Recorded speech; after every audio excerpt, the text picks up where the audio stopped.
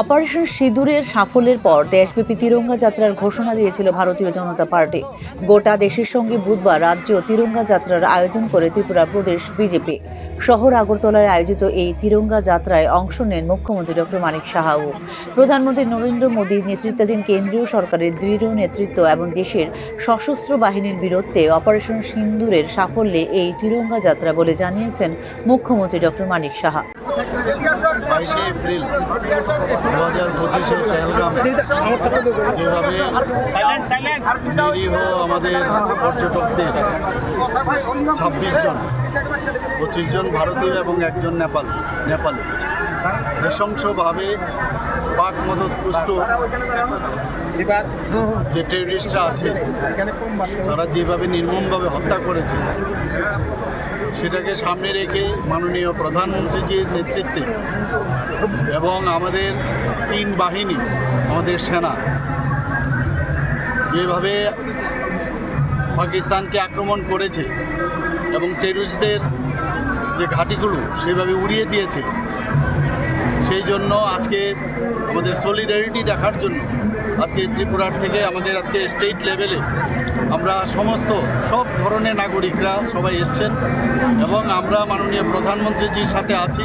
Operation সিঁদুর প্রত্যাশার বেশি সাফল্য পেয়েছে বলেও এদিনের তিরঙ্গা যাত্রায় অংশ নিয়ে জানিয়েছেন মুখ্যমন্ত্রী ডক্টর মানিক সাহা। মাননীয় প্রধানমন্ত্রীজি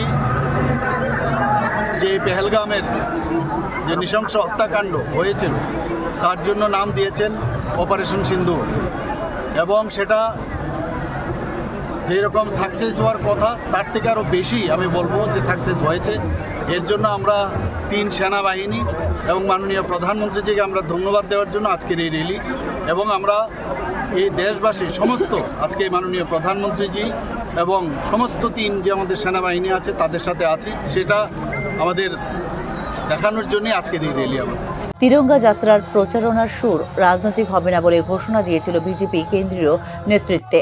শুধুমাত্র দেশাত্মবোধে জনগণকে উৎসাহিত করার এই প্রচেষ্টায় সমাজের সব স্তরের সমর্থন আদায় করায় এই ক্ষেত্রে দলের লক্ষ্য বলে জানিয়েছিল ভারতীয় জনতা পার্টি। অপারেশন সিঁদুরের সাফল্য তুলে ধরার জন্য গত মঙ্গলবার থেকে দেশব্যাপী 11 দিনে তিরঙ্গা যাত্রা শুরু করেছে ভারতীয় জনতা পার্টি। বিশেষ করে ভারতীয় সেনাবাহিনীর বীরত্বকে স্বীকৃতি দেওয়ার উপর গুরুত্ব দিতে এই কর্মসূচি গ্রহণ করেছে ভারতীয় জনতা পার্টি। বিজেপির লক্ষ্য হল সম্প্রদায় এবং অঞ্চল জুড়ে নাগরিকদের সাথে সংযোগ স্থাপন করা, দেশপ্রেম, জাতীয় সংহতি এবং ত্রিবর্ণ রঞ্জিত পতাকার প্রতি শ্রদ্ধার বার্তার উপর জোর দেওয়া বলে জানিয়েছে দলের নেতৃত্ব।